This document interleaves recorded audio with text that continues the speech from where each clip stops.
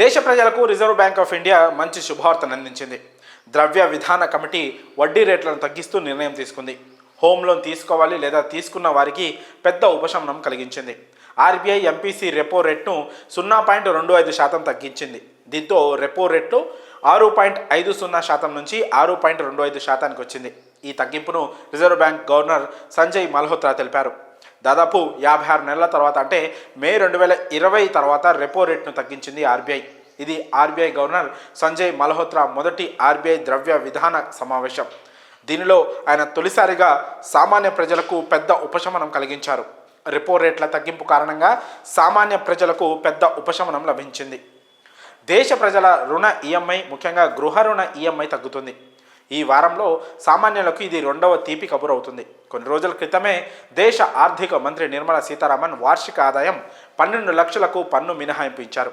ఇప్పుడు దేశంలోని గృహ రుణ కొనుగోలుదారులకు పెద్ద ఉపశమనం కలిగిస్తూ రుణ ఈఎంఐపై వడ్డీ తగ్గించింది ఆర్బీఐ. రాబోయే సమావేశంలో రుణ ఈఎంఐ తగ్గింపు ధోరణి కొనసాగవచ్చు. లోన్ ఈఎంఐ తగ్గించాలనే డిమాండ్ చాలా కాలంగా ఉంది. ఆర్బీఐ ఎంపీసీపై కూడా చాలా ఒత్తిడి కనిపించింది. గత కొన్ని సమావేశాల్లో ఎంపీసీలోని 6 మంది సభ్యుల్లో ఒకరు లేదా ఇద్దరు కూడా రెపో రేట్ల తగ్గింపును సమర్థించారు. కానీ మెజారిటీ సభ్యులు రెపో రేటును మార్చకుండా ఉంచడానికి అనుకూలంగా ఉన్నారు. కేంద్ర ప్రభుత్వం నుండి కూడా నిరంతరం ఒత్తిడి పెరుగుతూనే ఉంది.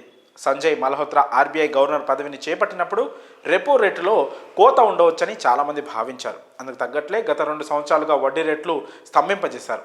అందులో ఎటువంటి మార్పు కనిపించలేదు. ఫిబ్రవరి 2023లో రెపో రేటు 0.25% పెరిగింది. అప్పటి నుండి ఎలాంటి మార్పు లేదు. అంతకుముందు మే 2022 నుండి వడ్డీ రేట్లు పెరగడం ప్రారంభించాయి. అప్పుడు ఆర్బీఐ ఎంపీసీ దానిని 0.40% పెంచింది. ఆ తర్వాత ఫిబ్రవరి 2023లో రెపో రేట్లను 2.50% పెంచి 6.50%కి చేర్చింది. అది ద్రవ్యోల్బణం ఆర్బీఐకి పెద్ద ఆందోళన కలిగించే అంశం.